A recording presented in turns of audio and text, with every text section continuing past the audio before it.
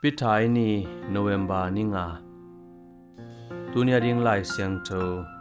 late number somni lathum topa pen tuchin bangin hongching hi a kisap na ting kiching ta hi late number somni thum tangkhat Tuucingpa hansanna som thum lagiat to kidin lian hun beina ding second ni sap lian lai tak tuk peng sui siam set small honglut chiangin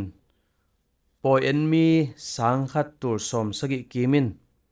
kwan zo ding chi lop tak le deep ko takin en hip khepoi Texas A&M College in kidem na azo alel ding pen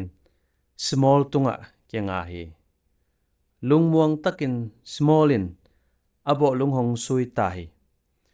bo lungleng teu tewin kungni ki kala alut lian chiangin mi pi te thakhatin ong khego pu hi koichi bangin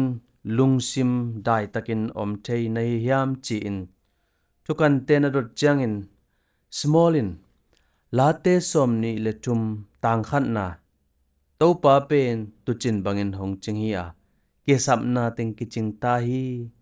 chi ka kampanin kaloki ki chi tua bangin lungsim thale mon na akisap hun simin smallin pasian tuching hi na lim takin lungai phazel hi ade huai ma late somni le thumin eite hongkin ma ai thuai amuan huai ma honglung nom sak hong khamwang sak ma Tuucingpa a om lam hong phok sakhi Davidin ahak sat ma hun le pasian hong sikhun ni hilate sunga na gen hi